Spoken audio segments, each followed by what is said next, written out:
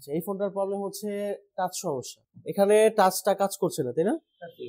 Customer আপনাকে এসে বলবে যে টাচ কাজ করে না। আগে এক জায়গায় দেখাইছিলাম যে টাচ, তারা নতুন টাচ লাগিয়েও দেখছিল যে টাচ কাজ করে না, তো এটাকে ঠিক করা যাবে কিনা, ঠিক আছে? বা এরকম আসতে পারে যে ভাই এটা টাচ কাজ করে না, আগে কোথাও দেখা নেই। তো সর্বপ্রথম স্টেপ হচ্ছে আপনি নতুন একটা টাচ ডিসপ্লে দিয়ে আপনি চেক করে দেখবেন। এটা হচ্ছে প্রথম স্টেপ আমাদের। তো অলরেডি এটা ডিসপ্লে ভালো আছে, যার কারণে আমাদের নতুন ডিসপ্লে বা টাচ দিয়ে চেক করার দরকার নেই, ঠিক আছে? নতুন টাচ ডিসপ্লে দিয়ে চেক করার পরবর্তী স্টেপ কি সেটা এখন দেখতে হবে, ঠিক আছে? এবং আপনি এখন এই ফোনটা ঠিক করবেন, সবাই এটা দেখবে আপনি কিভাবে ঠিক করবেন, এবং এটা দিয়ে আমরা ক্লাস করবো যে কিভাবে টাচ সমস্যা হলে, যদি টাচ কাজ না করে তাহলে কিভাবে ঠিক করতে হবে। এবং টাচ ঠিক করার ক্ষেত্রে আমরা হট টেস্টিং এবং কুল টেস্টিংও শিখে যাব। মাল্টিমিটারে যে হট টেস্টিং কুল টেস্টিং শিখতে হয় আর কি। তো আগে ফোনটা খোলেন। প্রথমে হচ্ছে আমাদের এটা হচ্ছে ডিসপ্লের বেজ, ঠিক আছে? এখান থেকে আমাদের টাচের লাইন কোনগুলো সেগুলো আগে ফাইন্ড আউট করতে হবে, এবং কোন কোন লাইন কোথায় গেছে কিভাবে গেছে এগুলো হচ্ছে ডায়াগ্রামের মাধ্যমে বুঝতে হবে। Welcome back. এখন আমরা ডায়াগ্রামটা বুঝবো ভালো করে, তাহলে আমাদের কাজ করা সহজ হয়ে যাবে। একটা কথা মনে রাখবেন, আপনি ডায়াগ্রাম যদি বোঝেন, একটা ফোনের সমস্যা হলে সেটা কিভাবে ফাইন্ড আউট করতে হবে, কিভাবে কি করতে হবে, কোন জায়গায় কাজ করতে হবে, কোন জায়গায় কম্পোনেন্ট চেঞ্জ করতে হবে, বা কোনটা আইসি রিবোলিং করতে হবে, সব কিছু আপনি ইজিলি ভাবে আপনার মন বলে দিবে সব কিছু। তো এখানে দেখেন, এটা হচ্ছে টাচ স্ক্রিনের লাইন। ডিসপ্লে কানেক্টরের মধ্যে উক্ত লাইনগুলো হচ্ছে টাচ স্ক্রিনের লাইন। এখান থেকে আমাদের বুঝতে হবে কোনটা ভোল্টেজের লাইন এবং কোনটা প্রোটোকলের লাইন অথবা সিগন্যালের লাইন। এখান থেকে যেই লাইনগুলোর নাম ভি দিয়ে শুরু হয়েছে সেই লাইনগুলো হচ্ছে ভোল্টেজের লাইন। তো এখানে টোটালি 1টা 2টা 3টা ভোল্টেজের লাইন রয়েছে। এই যে দেখতে পাচ্ছেন টিপিএ ভিডিডি, ঠিক আছে? এটা হচ্ছে ভোল্টেজের লাইন। এই লাইনটা ভোল্টেজ রেগুলেটর, এটা হচ্ছে 1.8 ভোল্টেজ, এটা ভোল্টেজের লাইন। তারপর এখান থেকে এই লাইনটার নাম হচ্ছে ভোল্টেজ রেগুলেটর 1.8, এটাও কি ভোল্টেজের লাইন। ওকে, রাইট নাও। সো এখানে বাকি যে লাইনগুলো আছে, যেমন এইটা এইটা এইটা এবং এইটা, এগুলো হচ্ছে কুল টেস্টিং এর লাইন। এগুলো আমাদের কুল টেস্টিং করতে হবে। কিভাবে করবেন সেটা আমি আপনাদেরকে প্র্যাকটিক্যাল এখনই দেখাবো।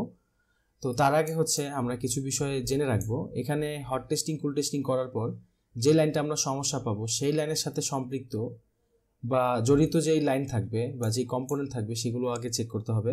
সাপোজ ধরেন এই লাইনটা প্রবলেম যদি হয়, তাহলে আমাদের প্রথমে এখানে রেজিস্টরটা চেক করতে হবে, এবং আমরা দেখতে পাচ্ছি রেজিস্টরের অপর পাশে ভোল্টেজ রেগুলেটর 1.8 নামে একটা ভোল্টেজ রয়েছে। এই ভোল্টেজটা এখানে সাপ্লাই দিচ্ছে কিনা সেটাও চেক করতে হবে, এবং লাইনটা পরবর্তীতে চলে গেছে কোথায় সেটা দেখতে হবে। লাইনটা পরবর্তীতে এখানে সরাসরি সিপিইউর সাথে সম্পৃক্ত হয়েছে, এবং আমরা পরবর্তীতে যদি কোনো প্রবলেম খুঁজে না পাই সেক্ষেত্রে সিপিইউ রিহট রিবল অথবা চেঞ্জিংয়ের মাধ্যমে সমাধান করব।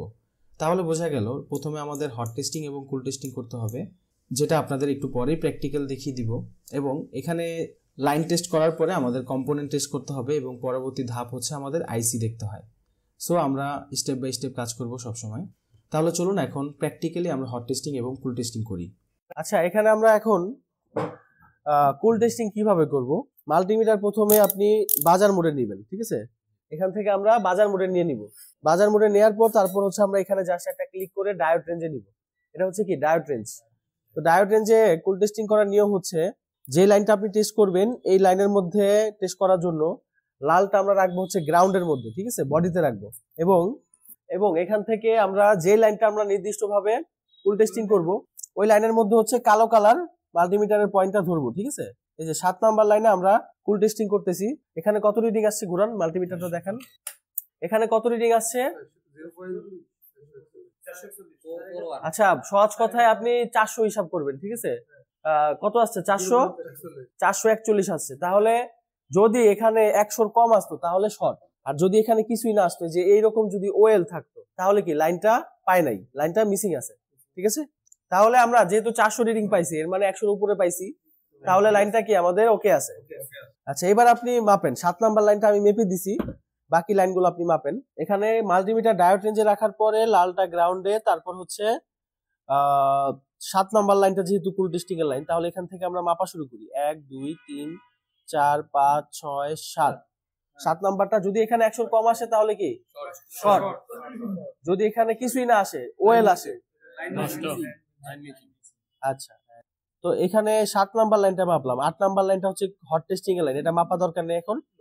9 নাম্বারটা মাপি, কত আসছে 500, ঠিক আছে।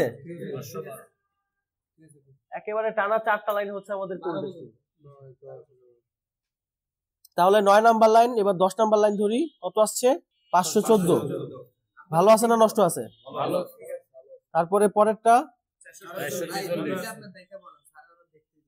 আচ্ছা ফোনটা আমরা এখন অন করেছি, অন করার পর আচ্ছা এখান থেকে আমরা ডিসি ভোল্টেজে 20 এ রাখলাম এবং ফোনটা রানিং অবস্থায়। এখন হচ্ছে আমরা এখানে হট টেস্টিং করব।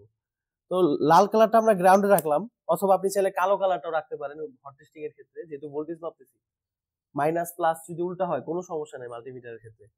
তাহলে এখান থেকে 6 নাম্বার লাইনে কত ভোল্টেজ আসবে?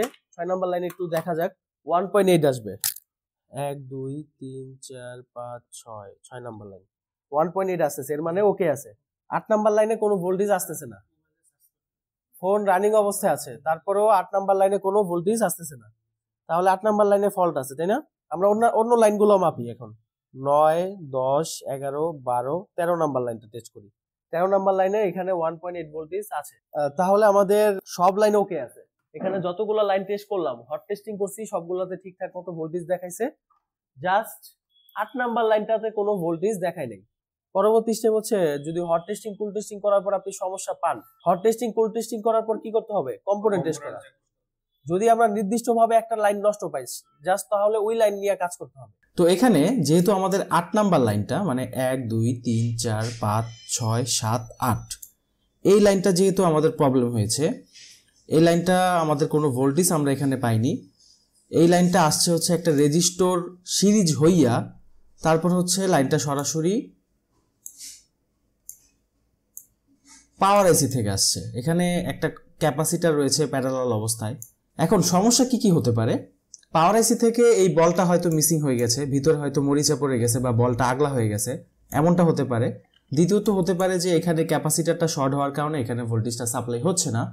আবার এমনটা হতে পারে যে লাইনটা যখন এখানে আসছে, আসার পরে এই রেজিস্টরটা মিসিং আছে, কিন্তু আমাদের কাঙ্ক্ষিত ফোনের মধ্যে কিন্তু এই রেজিস্টরটা নেই। তাহলে রেজিস্টর গেল কোথায়? তো বর্তমানে বাংলাদেশের বিভিন্ন প্রান্তে অনেক টেকনিশিয়ান আছে। আসলে দুঃখজনক ব্যাপার যে কাজ অনেকে মানে যেটা যতটুকু পারবে সে ততটুকু করবে, কিন্তু অনেক ক্ষেত্রে দেখা গেল অনেকে না বুঝেই বিভিন্ন পার্টসপাতি খোলা শুরু করে এবং অনেক ক্ষতিগ্রস্ত করে তারপর ফোনটা কাস্টমারকে ব্যাক দিয়ে দেয়। তো এই ক্ষেত্রে কিন্তু এরকমটা করা যাবে না কখনো। একজন আদর্শ টেকনিশিয়ানের কখনো এই কাজটা করা উচিত না। আপনি যতটুকু জানবেন ততটুকু কাজ করবেন, যতটুকু আপনি জানবেন না ততটুকু কাজ আপনার করার দরকার নেই। ওকে, তো আমরা এখন এই রেজিস্টরটা এখানে জাম্পার করে দিব, তাহলে আশা করা যায় সমাধান হতে পারে। এখন আমরা ফোনটা ফিটিং করার পর চেক করে দেখব যে আমাদের সমাধান হয়েছে কিনা। তো আলহামদুলিল্লাহ, দেখতে পাচ্ছেন আমাদের টাচ কিন্তু সুন্দরভাবে কাজ করতেছে। তো এইভাবে আপনারা খুব সুন্দরভাবে স্টেপ বাই স্টেপ কাজ করবেন, তাহলে ইনশাল্লাহ প্রত্যেকটা কাজে আপনারা সফল হতে পারবেন। আসসালামু আলাইকুম।